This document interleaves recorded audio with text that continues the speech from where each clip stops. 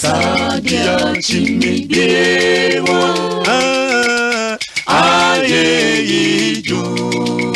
ayeyijo enasijo na metwa meradi sewe nyamimu anshemata fusa Sehaya to me be moi. I'll be there, radius you. Sadia Jimmy, Sadia Jimmy, Sadia Jimmy, be a mudia. Aye, you, and I'll see you, and I'll see you. Nametra Meradi. Senyamimu anshemata fusa seya tumibiyemo amide midera diasiu enyeni penyi naro enyano seni menye ominia obigaya wansori and yes, I'm meeting no. Yeah, Nebio. I don't be now for a do so. Namma is any amity. Intimidate. Say hey to me, be more. Oh, me dear, there, dear, see you. Any penny, in a row. Nenyano seni menye ominia obidaya wan sorry enese meeting no ye debio I don't be na buradu so namma metizeni ametie intimidate say to me be mo o me de mi dera diasio Obon sampa kwai bia so se ye no jimi kwa firi mi se o minia oyimi fira sasisu nesera de ampini kwampini na jina tuno zua enese chire manda bogimo ne moja ndi mi mafruzania intimidate say hey to me be moi oh me de radiasiu sampa kwai bia so say ye no jimi kwa firi bize oh minia oyimi fira sasisu nesera de ampini kwampini na jina tuno sua enete chire manda bogimo ne moja ni mafuzania intimidate say to me be moi oh me dear ni never diasiu Sadia chimia Sadia chimi bi mudia aye yijo and I'll see you na metwa meradi sewe nyamimu anshemata mbosa say to me be moi oh me dear mi dera awuradina kubo mera wazenzo say to me be say how pepe to me mi dera mi don't say one mama say to me be moi oh me dear mi dera diasiu Nia o chamino no jamino nyenipo no kuma mino nyenipa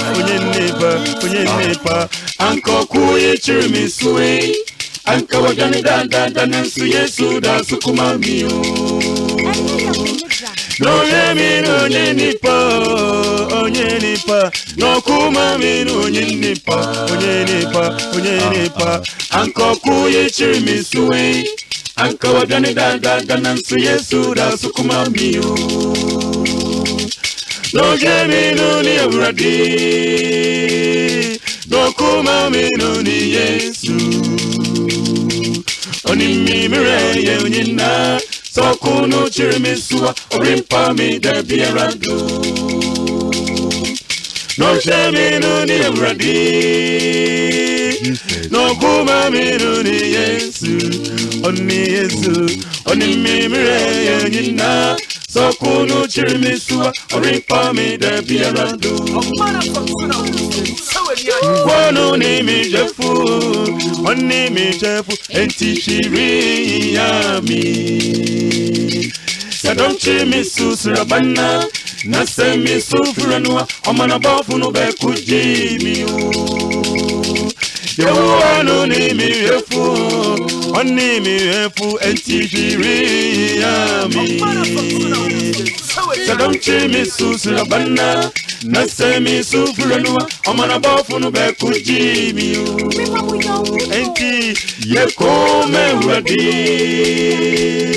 Natu bwazikenu Otamfunu bubom Nase Awurade ampinisuwa Najina tunyina beyeku Ye kome Awurade Natu bwazikenu Otamfunu bubom Nase Awurade ampinisuwa Najina tunyina beyeku No jemi onye nipa no kuma minu onye nipa Anko kuyi chirimi suwe Anka wadani da nansu Yesu da sukuma miyo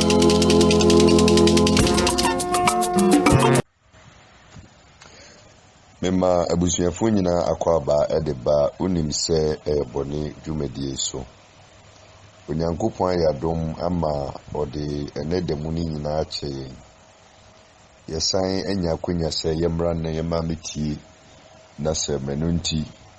ibesi etras ne abompa yɛ ebra adesua no eba behyase yɛdawase onyame batampa dom ne ma yɛntiase enenwumri fa honhom so ekyerɛkyerɛ fa me mu na ade a oba beyi no di ade akyerɛ o mai engu akomapa so na ontu ho anamo se ne beya enchirima nyina ebinya ahotɔ ɛwɔ Awurade mu tumi bi oso wonte ase na obema na homene so no mebrɛ na se ade se Kristo tumi ase bedi hene ne mfase da ma wɔ Awurade o Jesus Christ mu nti amen Ebinom eta ka sa asɛm like father, like son, and I say like mother, like daughter. Say akwara and say unia na ose. Scientists are able to prove through genetic tests. Say papa no ewo yare bi ewo ne mogya mu a through the genes no betumi pass on to neba, which is what they term as hereditary. Na sa nimdeɛ no a abodi mu nyansape enya no ɛyɛ adeɛ bi a ɛkɔso wɔ honhom mu a Nyankopɔn ama na pie wɔ honam mu na ɛbɛma onipa bi ehu no sɛ unya begye Awurade di na ukura asɔre dem hɔ se wom adeɛ bi a woyɛ bia no spiritually no ɛwɔ nsunsanso ɛwɔ ɔma so enti ene sɛ wotie mi wɔ platform yi so a ipese uyi waso na utie asɛm weyi pa evi sɛ bɔne adeɛ frɛ no bɔne sɛ obi edi bɔne bra waba begye Awurade di a you have no idea and niema wo hyehyɛ de egu hɔ ɛde ama wo ma when say oba no emransem du no mu a ɛba bosonso mu a commandment number 2 no Onyankopɔn ka asɛm bi ɛde tɛɛto ɔse me yɛ Onyankopɔn ninkuntwi a metria nananom ana agyanom bɔne so ka de kosi awon toatoaso a ɛtɔ so 9 to the 4th generation Over the book of Lamentation, Jeremiah kwadwom. Itia eye enum ni chiche mu a eye enson ede bano a osi ye janom aye bone enso woni ho na yen ne yeso won amumuye enkwadi yen so de obegi yen free won sam eni ho. Well, say people are quick to quote Ezekiel 18 verse 20, indicating say okra oye bone no ono anu bewu eyampa. Saa sem ne rade kato se okra oye bone no ono anu bewu no eye no kuretro do.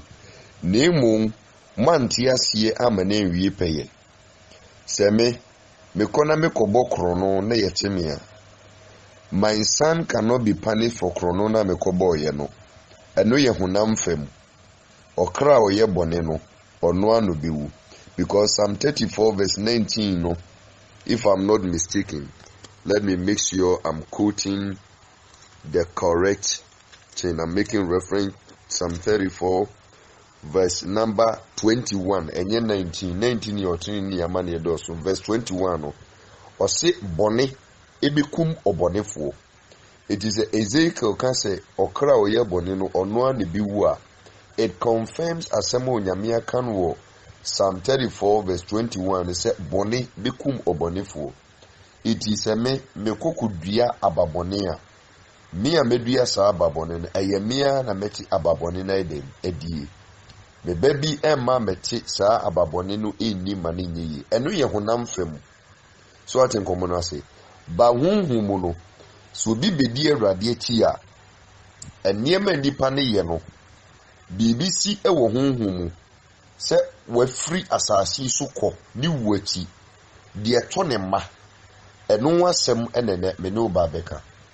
eti ubeko abusua bi mu no ubehu se enkwada ewo fi ho no omusuban ne omo ne ye edikanfo na brabo mo boye no eno a pepepe na nkwara no efa so eto de bia obi kura tumi ka se o we de na dwamamo no eye no me de busua nim generational curse ne maame no ye dwamanfo ono so ye dwamanfo otenkomunasi in many instances no aya na ye dwen se eye generational curse enye ni nyina na ye generational curses because generational curse ni so obi ba na ode no homa onyamesom pa obetumi ade no ho afrim. But what I'm talking about today no is not about generational curse. It's about subane ni ye boni bia obi abegi awrade di na oye na se suban na woye no hunhum no oja ajapade bi ho e de ama ne ma eno no da wo be wu afri asase so akono ye de be ma oma eno ho nkomo na me ne oba bedi na me nche kura enu nti no ma me mfa nko awrade asemu a ye gina so e dia go into teachings no na ye nkohwe de onyankopon eka. I have said it on this platform before. Say apamdada no edahono. Say ubiba sasi should not reject the authority of the Old Testament or the Tanakh or the Torah. Selipano. You will never see the glory of God in your life. It is those who are subscribing to grace preaching. Say eyadom no de bejinipa adom no de bejinipa. Grace cannot save you. Yankopon yaduma ochina. I know said this particular topic will come up. Grace, I saw them hono in the name of grace. Na enyema bone ene ekoso. Onipa din semfon wason them ho a ese otina se hunu say ade bi chechire no emre bi chechire no ese so diso no. Oh, because of grace intino ni ope ene oye. Me de oba bekom ni akwa hwedi onyankopon ye ewo hunhun. Bra onipa bi aba bi de nechi. Waba bebu Yesu din na oni nyankopon anante na wakotena so ndem na odi bone nko na ye no yakwa akohwe ni esi mekenkan asem no ewo ahemfo homa edikan etia eye aduonu baako ne nchichemu a eye edunso through aduonu enkron. First Kings chapter number 21 verse number 17 through 29. Beto me boase akenkan ensem no. Na ansana mekenkan aha no. In chapter 21 verse number 1 to number 16 no. Na ohen Ahab, King Ahab, one ne yiri Jezebel, ameda Naboth. Naboth yi ne papa ne maame ewu eja no. Eno modi ejapade asase, memfa ne se kokofuo eja no. Ena ohen Ahab yese obegye free abofra ne nsem. Akwada na ntiase wampene. Eti ne yiri Jezebel no ofa kuntunase. Ebo pa conspire against abofra no ma odi ntroto Naboth so. Ema yesi Naboth abuo ekum ne yayaya ewo ne krom. People were invited to come and lie on him. It won't be di atrosem to no so, and the guy was murdered. Na ebra awudi ne course no. Eno Nyankopon nam odifo Elijah so. Ebehye asotwe ho nkom de ato Ahab fie. Tini epaun. Eye maame ne papa ne nekoye but ode asotwe ne ba beto Ahab fie. So what in common say? Itino nyamini pano ebe pronounce the punishment of God and asutri nyamede tu ni fie no. BBC eno na meba betwe wadwen ediesi so. Na matiro di Onyankopon ye. Bra parents ababedi Awurade ati. No moyo madwen say boni ara no mbeko so edie. Yanko kinkai. 1 Kings chapter number 21 verse number 17 through to number 29. Etifian semosi Elia ese asotwe ho enkom. Ene Awurade asemba Tisbeni Elia nchen say, sorry san kusia Israel Ahab a owo Samaria no. Hwe owo Naboth bobetro a wesan ko se okwa akofa disuo no mu. Na ka kire ne say se Awurade sie nie wedi ewu na wafa obi adie edi so. Na ka kire no say se Awurade sie nie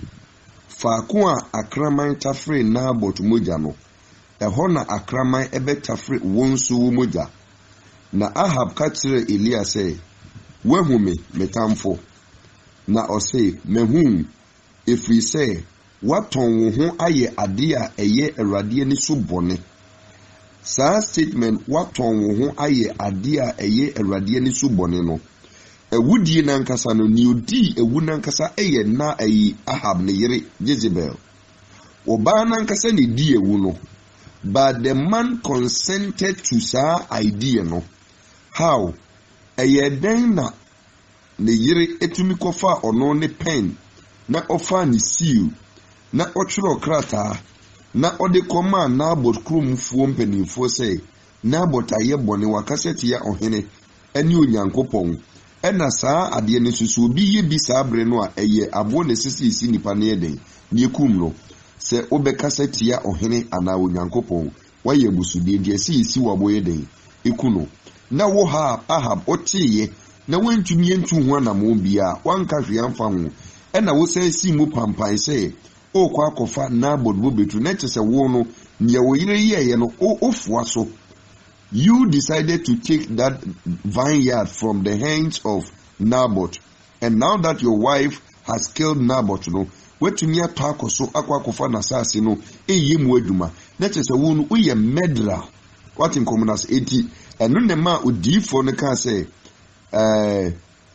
mehun efri say waton ho aye ade a eye Awurade ni so bone. Verse 21 hwe me de bone beba wo so na meprawo akọ na metwa Ahab barima biara wo Israel mu akoa ana odesie atwene na meyo efie se Nebat ene Jeroboam fie ene Ahiaba Basa fie kuru a wahuru mebo na wama Israel aye bone nti. 23 na Jezebel so Awurade ka ne ho asem say akraman ebewi Jezebel nam Jezreel fesuo ho Ahab fie a Ahab fie a obewu kromu no akraman na ebere ne nam na die obewu remu no ewiem no ma na ebedi ne nam. Verse 25 ampa obiara ni ho a otese Ahab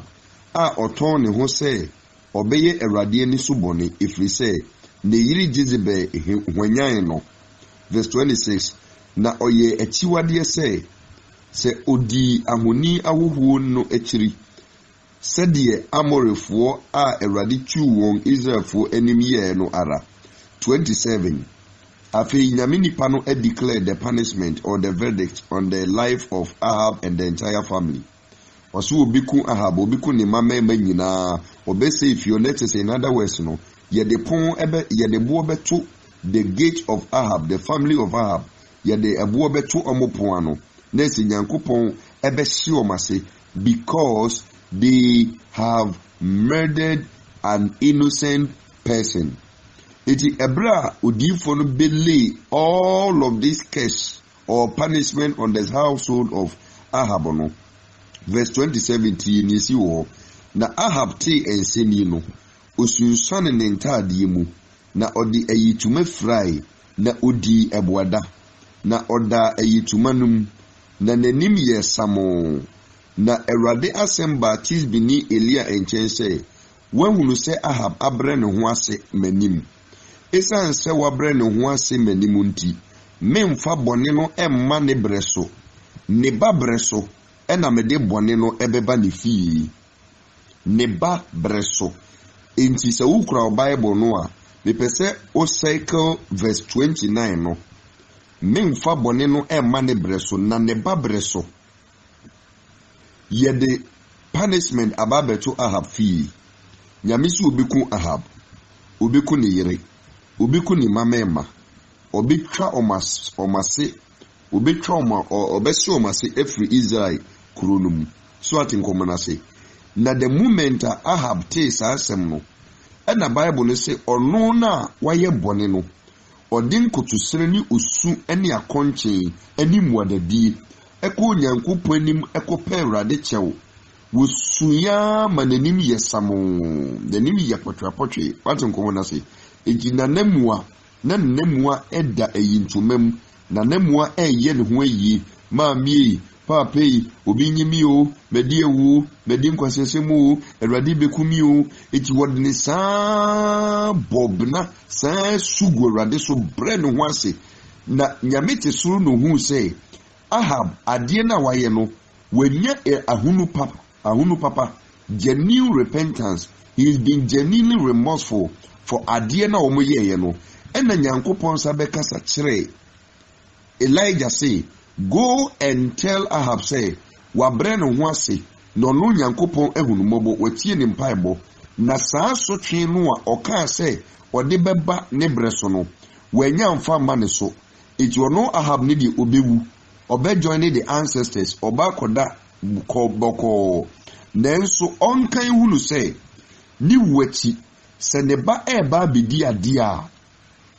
ehonom no de asotwe be den ebeba ampa so kinkan 2 Kings 9:22 no a sabere na odifo Elijah de nyame aba befa no ko heaven etina Elisha na oba besi na 9 sa punishment na Nyankopɔn ka se ne ba breso ode beba ni fie no ampa ne ba breso ode bai Jezebel ewui wo Jeziri afasuo ho enkrama bewe ne nam ema wo motafri ne muja saa na nyame kunkum Ahab na fiefo nyina na de tie nie. This is what God said. Adenti na eye Ahab eno aye bone. Adenti na eye awofo no eno maye bone. Ne nyame de asotwe no ebre ne ma. Ese hunu se Onyankopɔn di kan ka se ye gya no maye bone ene woni ho. Na yen yeso amumye no eti meba be kire wade a ense se wo uri fida e wasasi so. Afeti adie bi a ekoso bra onipa ba bedi Awurade ati na waye na dwen se obekoso aye bone edi se wo platform we so na enkyerɛkyerɛ ahodo a eba ni nyinaa no wo san ti wani yira na wo boapa ekoye bone a na wonye wadwen se ensem a eba ni nyina no odi beye adwuma nemo obekoso atena platform yi so ana asori dem because this platform is almost like a church cause any time bia no beti nyankopon asem wo ha efutuo free nyame ho eba all the time atenetene na kwankyere eti no eye platform wa edi onipa eko heaven edi se ensempa ni nyina echi enkyerɛkyerɛ no teachings ni nyina echi na wo se wo de obekoso aye bone a tie na se wo tie wi a afi wo atu hofo se wo bi bedi awurade echi na odi Yesu Kristo din no eto no ho so na one ne sase se omo nante na obiwura sondem ho na asondem ho na wabiwura no wo de bone bi ene mraton bi ene amumoye bi etena dem ho a wo betumi in the course of time enu ho asere bone fache ba hunhumo no se wuwu free asasi su kwa ade bone bi a wo tena nyankopon fie a wo yeye no Awurade be pack ni nyina gu ho se ajapade no de amawoma ti asem ni ye enipa mienu tumi bom ko asore wo mu nyina ye dwamanfo wo mu nyina kotie onyankopon asem enkyerɛkyerɛ ne bae no wo mu nyina na na ɛwɔ hɔ pato wate nkomo na se obaako atumi asesa afiri adwamamonum baako da so tim bisa ho sɛ ade ono de oni aso a ɔde bɛte asem na na empempi no enipa a ɔmo ntumi nyae bɔne bi a ɔmo yɛ no wo bɛkɔ honhom no na yɛ japade edi agya no ne maame ana ne nana ana ne papa ɛna de sɛ japade no agya no na mebɛbaa mu ama wate ase asɛm a mekan honam famu no sɛ agya bia ana ene bia si so okunu ni oyere wo mu si so no mo bobra ajapade bi a wo mo ye no sɛ wo mu wu a wo mo ye will eye samanse na omadi ajapade no ama wo mma eti agya bia ajapade sɛ ye kokofuo sɛ ye dan sɛ ye business sɛ ye company sɛ ye bank account whatever it is a papa no agya awachiri ana maame no agya awachiri no wo mo ye will e de ma wo mma eti yesi so aye bobrei ade bi a ye bia no ense ye hu se ye menti e na ye bre de enti e wani abra o pesika bebrebe na ode nkwada ya kosku na ye wo mani ntia wati nkomo na se e ka de wo nko a wo bedi oni uko mu bedi na manon masa e ko nipa ha ne ho bebre e wasasi so eti ade bi a ye prese ye nsa beka no ye nim se ye wuachi no ye maba befa eti eye fi a ye de beja ye ma eye kokofo a ye de beja ye ma eye abefu a ye de beja ye ma saa na de ne che enti honam fam no ye bobra e de saa niema wei eja ye ma saa na honam fam etie na se wokɔ honhom mu a ade onyankopɔn ye ne se ne honam fam obɔ mmɔden eye nnwuma na ode saa japade ni gya wo ma no saa so na se wo ye bone bra wa bedi awurade ati a saa bone na wo ye no wo ti ase a na wo nu ho na nyame de kyewa se wo se asotwe no wo ba e ba begi asotwe no because bone bia wo beye bia no nyankopon paake punishment no e di gu ho se ajapade na wo wachi ode saa punishment no aba wo ma so eti onipa bia wo ti asondem a wo di bone no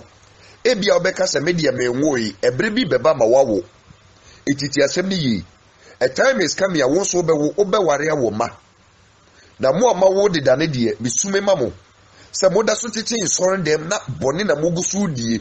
because boni bi a wo di no se wo ni se asotwe no eye japade a wo pack de agu ho ma wo ma eti oba time bi a oye boni no otan ne ba but enei bibusa say why na odo ne ba I'm believing and I'm trusting say owufuo bia be pega ne nsa se odone ba because oba ta bie no a obeka se ma wo me ba na metan no ma me bie no obeka se metan me ba papa bie no obeka se metan me ba but uko huhumwa awufu ni bebre etan womoma because adie na otia son dem ho ye na yesi enye eye boni nti wonyai no onyai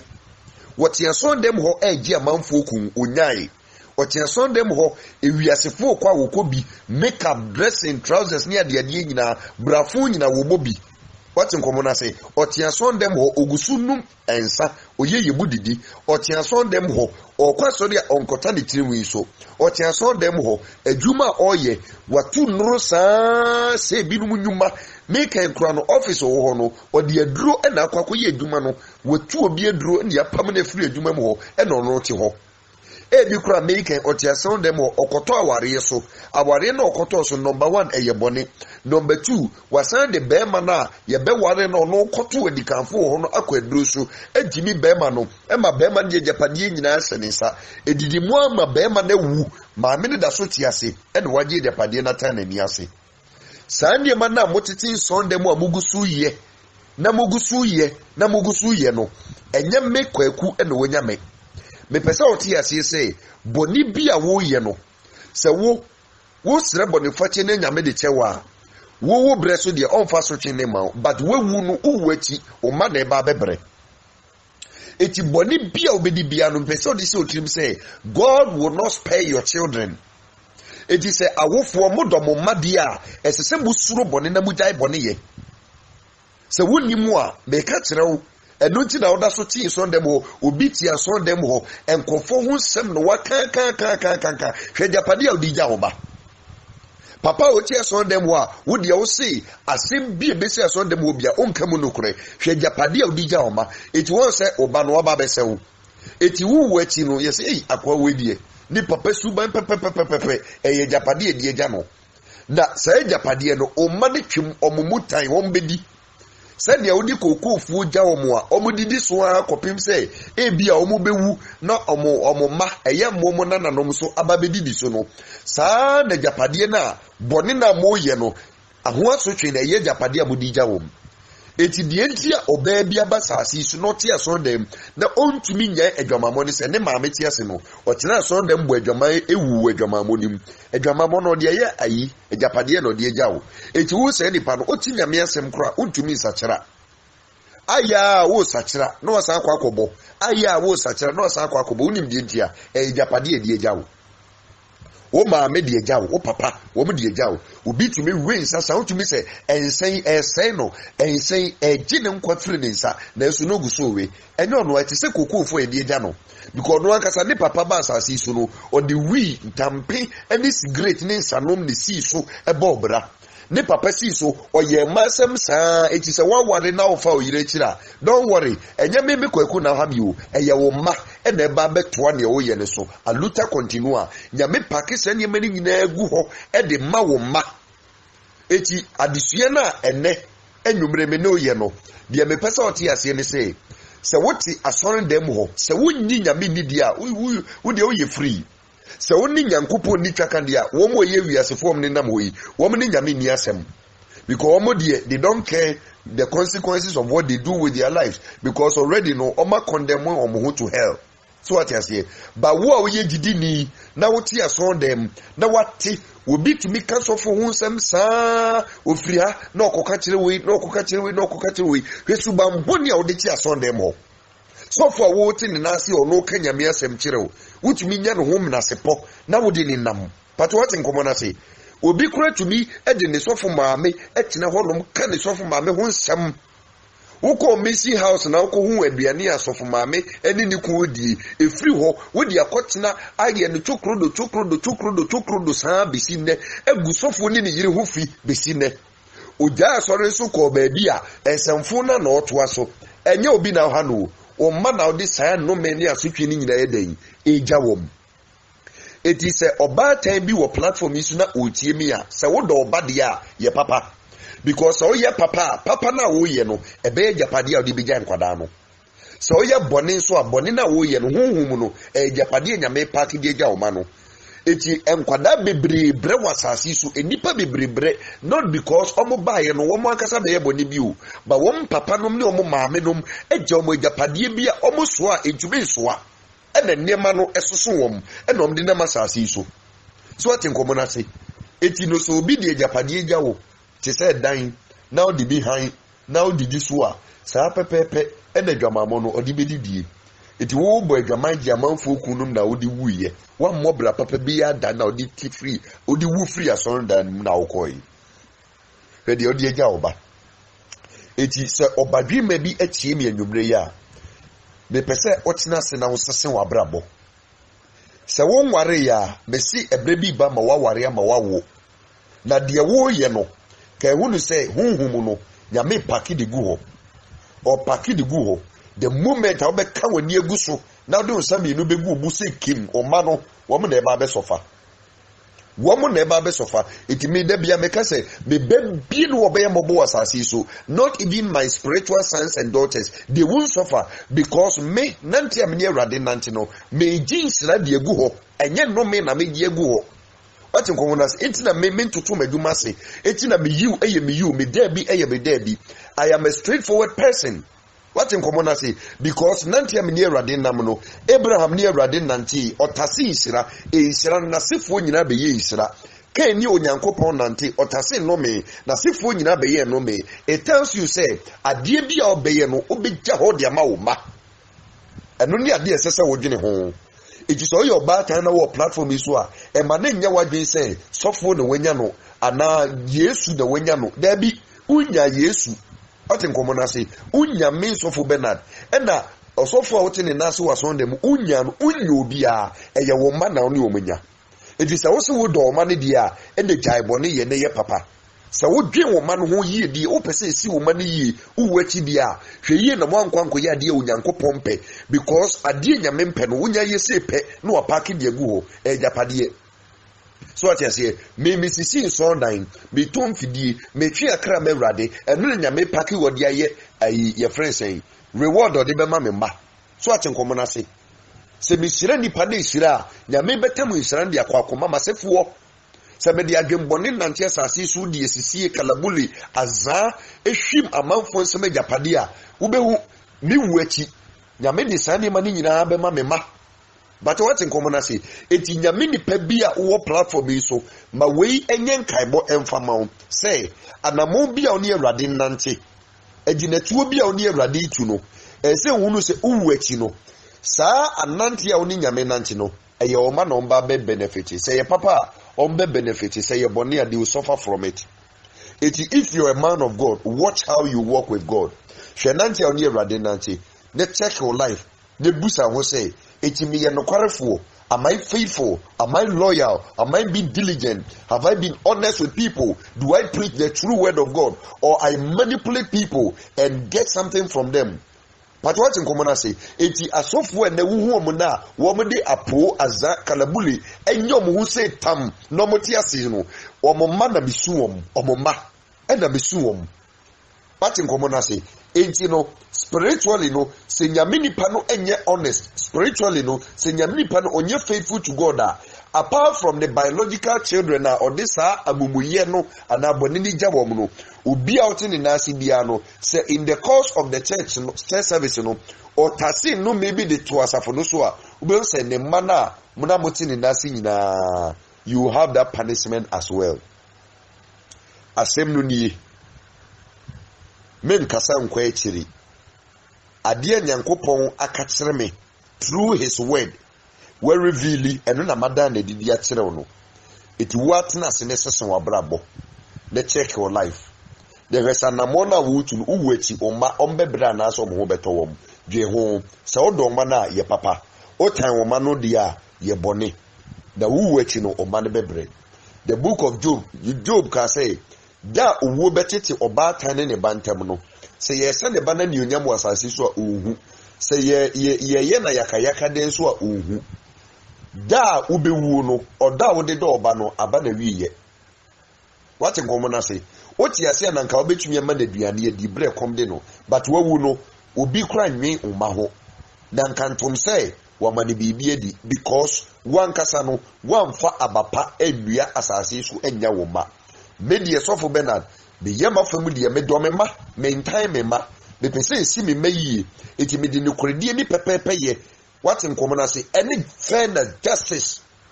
ebe nante me ne Awurade bɛnante na da bia mekasa mesi me wie madwuma pepepepepepepe a me ho masɛm wate nkɔmmɔ na se mewie madwuma pepepe if sɛ enema Onyankopɔn akyerɛ me enema wada na di wɔ honhom mu enema wa reveal ɛde ho directions ɔde ama me a maya enne baabi a Onyankopɔn de ma bedu no watumi ama me hode ne tumi aboro ɔbɔnsam de so na di ma obie no wɔ wasase so wɔ me so control ana obetumi atorment me either me ana me yere ana me ma ana me sons and daughters in God ni nyina no me nante am ne Awurade nante no I am setting a good precedent for them. Now also check your also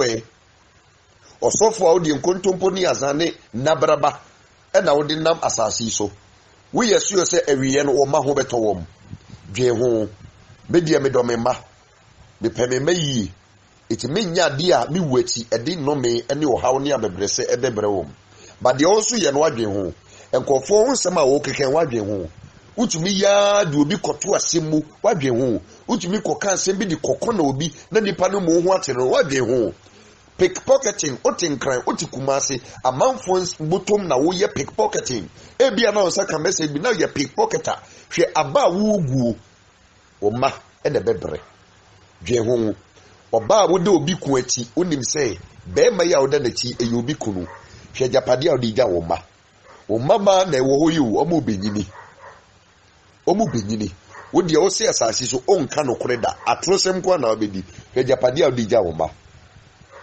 asem ni nyina nie obadwe mo waso no ontie nyame Israel ma memfa